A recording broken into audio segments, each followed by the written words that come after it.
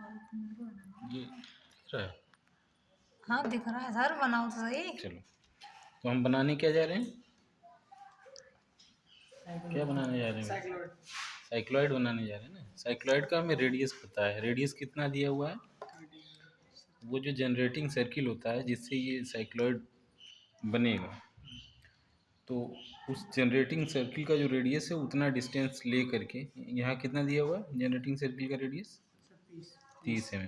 तो 30 mm का एक आर्क लेंगे अपने प्रकार में, और यहाँ यहाँ पर बना लेंगे थोड़ा सा स्पेस देते हुए, ताकि जब हम आर्क खींचेंगे तो वो क्लियरली बन जाए, है।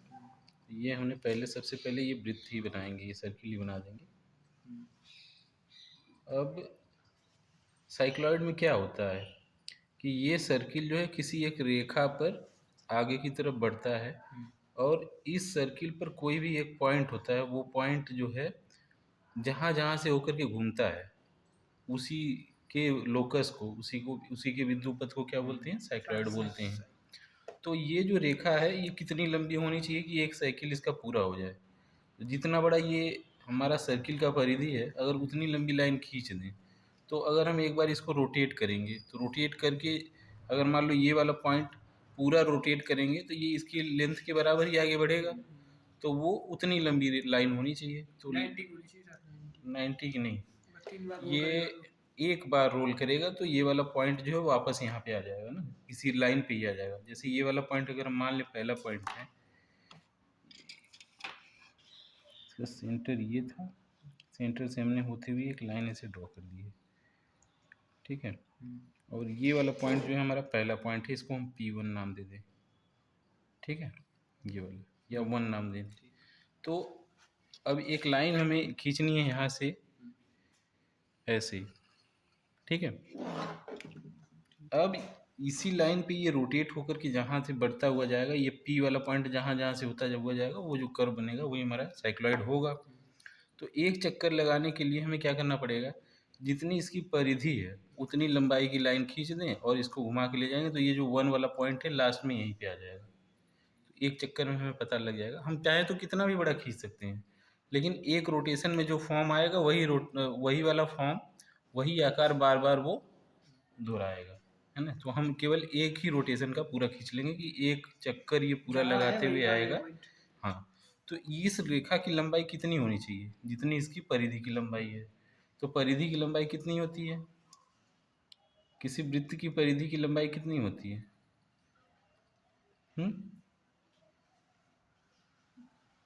क्या फार्मूला होता है परिधि का? हाँ, 2πr होता है। तो यहाँ पे r की वैल्यू कितनी है? 30 mm।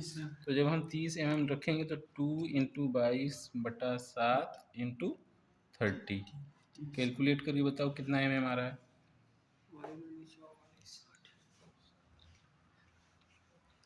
ये 3 × 6 60 हो जाएगा, और ये 22/7 की वैल्यू कितनी होती है? 3.14। अब कितना हो जाएगा ये? 24, 6 के 6 2 8, और 6 3 18, है ना। और एक ज़ीरो यहाँ लग जाएगा और 2 पर यहाँ, तो 188.4। तो हम 188.4 के बराबर इसमें से कट कर लेंगे। तो ये हमारा हो जाएगा 80, 85, 86, 87 और 88 और 0.4, नियर अबाउट यहाँ तक आ जाएगा, ठीक है। तो ये हमें लास्ट पॉइंट मिल गया है। अब जब हम इसको रोटेट करके ले आएंगे तो ये जो P1 वाला पॉइंट है वापस यहीं पे आ जाएगा, ठीक है। अब इस लाइन को हमें 12 बराबर भागों में बांटना है, और इस सर्किल को भी 12 बराबर भागों में बांटना है। तो सर्किल को 12 बराबर भागों में बांटने के लिए हम क्या करेंगे? एक यहीं से और होते हुए लाइन ड्रॉ कर देंगे, तो ये 4 बराबर भागों में हो जाएगा। अब क्या करेंगे इसको 12 बराबर भागों में बांटने के लिए? हाँ, आधे से अधिक दूरी लेकर के इसी की दूरी के बराबर जो रेडियस है, अगर हम यहाँ एक चाप लगा दें और इधर लगा दें, ऐसे ही यहाँ रख करके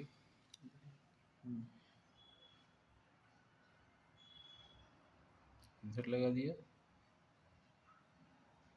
और इधर लगा दिया, ऐसे यहाँ रख करके इस साइड, दिस साइड। अब यहाँ रख करके यहाँ लगा देंगे और यहाँ। तो ये 12 बराबर भागों में डिवाइड हो जाएगा। मिला लेते हैं।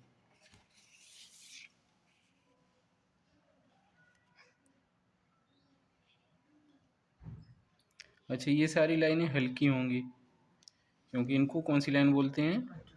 कंस्ट्रक्शन लाइन बोलते हैं। जो मेन हमारा ग्राफ जो ड्रॉ करना है वो डार्क रखेंगे। मोहिनी परेशान होगी भाई, हेल्प करो कोई। नहीं सर, वो दिखा रही लाइन दिख रही नहीं है ना ऊपर से। अच्छा, कोई बात नहीं। ये हमने 12 बराबर भागों में इस सर्किल को डिवाइड कर दिया। ये इस तरीके से है ना। अब इनका नामकरण कर दें। अगर हम इसको 0 रख दें या अगर हमने 1 रखा है तो 0 रखते हैं, क्योंकि स्टार्टिंग इसको करते हैं 0 1 2 3 4 5 6 7 8 9 10 और 11, और ये 0 वाला ही या तो 12 हो जाएगा या 1 हो जाएगा। 1 तो यहाँ है, ये 12 हो जाएगा, 0 मान लो। अब इस लाइन को अगर हमें 12 बराबर भागों में बांटना है तो क्या करना पड़ेगा? मेथड बताया वैसे ही कैसे हाँ, सर, बटेगा? एक रेखा खींचने में। हाँ, एक तिर्यक लाइन खींचेंगे यहाँ से हम इस तरीके से, इसी से खींच लेते हैं। ये लाइन हमने ड्रॉ कर ली।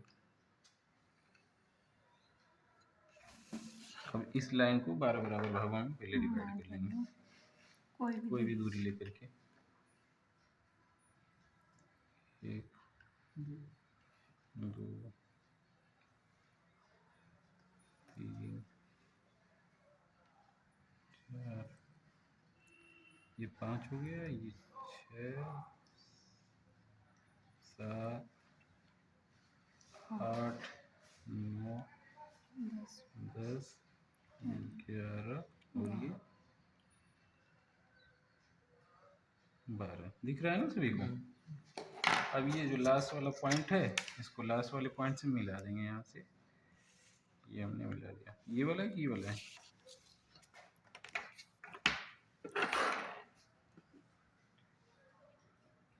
वन 188.4 था ना, 188.4 ये वाला है। हमने इसको इससे लास्ट वाले पॉइंट से मिला दिया।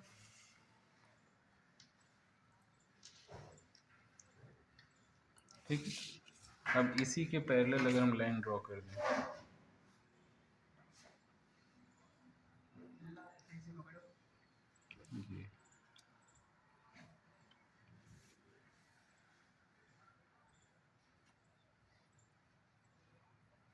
ये लाइन खींचो या तो ये पॉइंट ही ले लो, पॉइंट ही हमें चाहिए।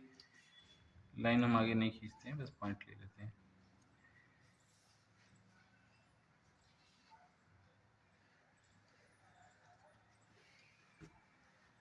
बड़ी समस्या है यार ये मोबाइल पकड़ना भी अपने आप में।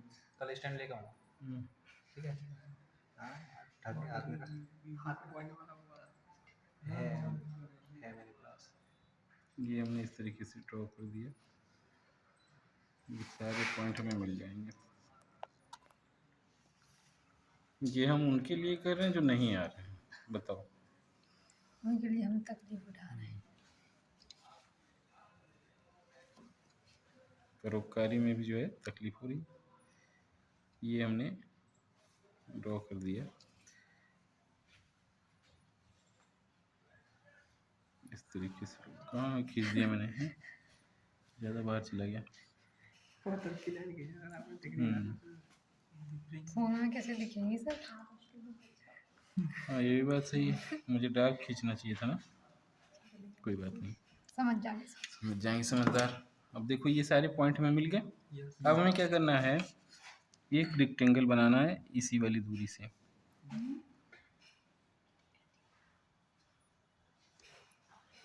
ये जो लास्ट वाला पॉइंट है यहाँ से ऊपर ले जाएंगे। ये 30 mm 60 हो जाएगा। यहाँ से हमने ये लाइन ड्रॉ कर दी। अब इसको मिला देंगे लास्ट वाले पॉइंट से इसके। ये इस तरीके से हमने मिला दिया। ठीक है। अब ये जो पॉइंट हमने खींचे हैं इनको ऊपर तक ले जाएंगे सभी को, जो 12 बराबर भागों में डिवाइड किया, ताकि ऊपर वाली लाइन भी डिवाइड हो जाए 12 बराबर भागों में।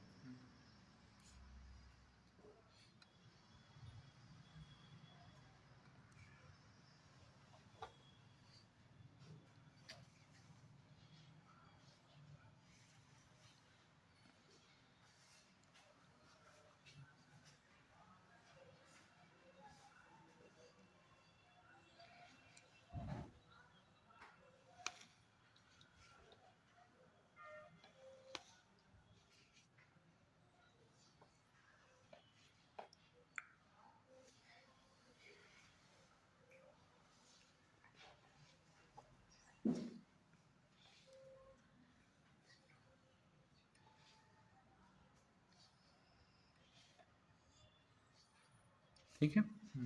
अब इनका नामकरण कर सकते हैं। ये 0 हो गया, ये 1 हो गया, ये 2 3 4 5 6 7 8 9 10 11 और 12 या 0 ही कर दे।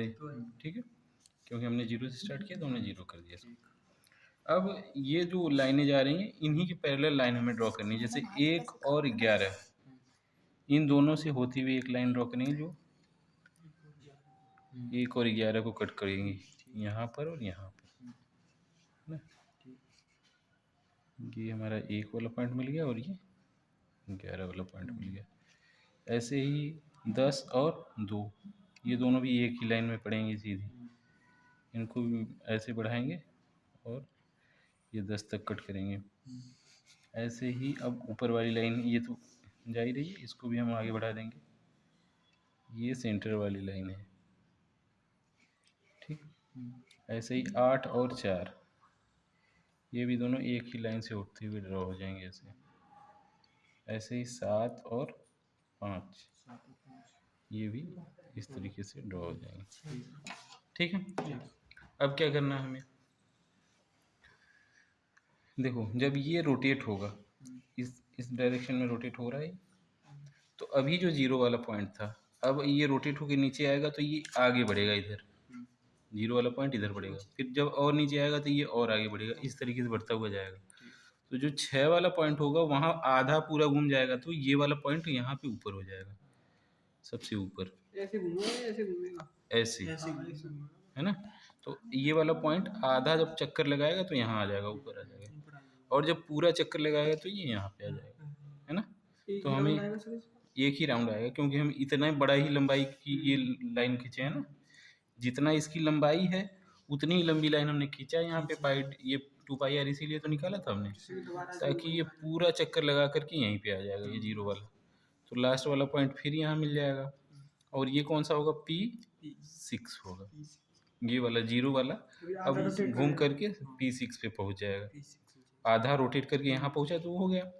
अब हमें पॉइंट निकालने हैं, ये 1 वाला पॉइंट कहाँ पर मिलेगा। देखो 1 वाली लाइन ये है, ये तो ये इसके सेंटर पॉइंट होंगे। जैसे ये था तो ये O था, हमने 0 या O मान लो। अब ये 1 पे है तो ये C1 इसका नाम दे दो। ये 2 वाली लाइन है, ये C2 है सेंटर, ये C3 हो जाएगा, ये C4 हो जाएगा, C5, ये C6, C7, C8, C9, C10, C11 और C0 या C12, वही वाला पॉइंट फिर आ गया वापस। अब हमें क्या करना है, कैसे ड्रॉ करना है, ये जो सेंटर पॉइंट है इन्हीं सेंटर पॉइंट पे रख करके आर्क लगाएंगे, और यही वाली दूरी लेकर के, ये वाली हमने दूरी ले ली। अब जैसे ये C6 था, तो अब अगर यहाँ से हम ड्रॉ करेंगे तो इसका P6 वाला पॉइंट यहाँ मिलेगा। अगर हमें C5 वाला लेना है तो दूरी वही रहेगी, और यहाँ पे हम ये लेंगे, और ये देखेंगे ये C5 वाली लाइन कौन सी, ये है ना, तो ये यहाँ पे देखो कहाँ पे कट कर रही है, ये, तो ये जो पॉइंट मिलेगा ये मिलेगा P5। ऐसे ही C4 पे रख करके जब हम C4 वाली लाइन को कट करेंगे ये यहाँ पे, तो ये जो पॉइंट मिलेगा ये कौन सा मिलेगा, P4 मिलेगा। ऐसे ही C3 वाली लाइन ये है C3 कहाँ पे है, यहाँ है। तो जब हम इसको आर्क लगाएंगे तो ये वाला पॉइंट यहाँ मिलेगा। ये कौन सा होगा, C3। और C2 देखो, C2 ये लाइन है, तो देखो इसको यहाँ पे कट कर रहा है ना, तो ये 2 हो जाएगा, सॉरी P3 P2। और P1 यहाँ रखेंगे ये सेंटर पॉइंट, और 1 वाली लाइन ये जा रही है, यहाँ कट करेंगे, तो देखो ये यहाँ पे कट करेगा, और ये हमारा कौन सा लाइन होगा, P1 पॉइंट होगा। अब इन्हीं को मिलाते हुए हमें ड्रॉ करेंगे। P2 ये है, P3 ये है, P4 ये है, P5 ये है, और P6 ये है। ठीक है, सेम इधर ऐसे ही हो जाएगा। जैसे C7 वाला है, तो C7 वाली लाइन कौन सी है, 7 वाली लाइन ये है, तो C7 पे हमने आर्क रखा यहाँ पे, और ये C7 वाली लाइन को कट कर रहा है यहाँ पे, तो ये हमारा P7 हो जाएगा। इसको मिला देंगे। ऐसे ही C8 पे रखेंगे पॉइंट सेंटर, और इसको मिला देंगे 8 वाली लाइन से, ये 8 है यहाँ पे, और C9 ये वाला है, यहाँ पे हो गया। C10 कौन सा, ये वाली लाइन यहाँ पे कट कर जाएगी। C11 ये वाली लाइन इसको यहाँ पे कट करेगी। ठीक है, और ये C0 वापस यहीं पे आ जाएगी। ठीक है, अब ये थोड़ा सा डिस्टरबेंस दिख रहा है ना, वो इस वजह से दिख रहा है क्योंकि जो हमने ये मेजरमेंट लिया था ये एक्यूरेट नहीं था बिल्कुल, 188 पॉइंट में आया था, और फिर वो डिवीजन उसके हिसाब से सही नहीं हुआ इसलिए आया। लेकिन जब जैसे ये वाला पॉइंट मिल रहा है तो हम इसी को ले लेंगे और यहीं से इसको ड्रॉ कर देंगे मिलाते हुए।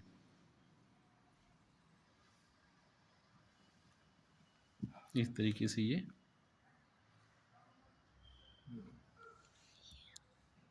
इस तरीके से बन जाएगी। इनका नाम देते चले। अभी ये जो आर्क लगाई इसमें दूरी कितनी ली थी आपने? दूरी इसकी रेडियस के बराबर 30 आया समझ में। चलो ट्राई करो सभी लोग।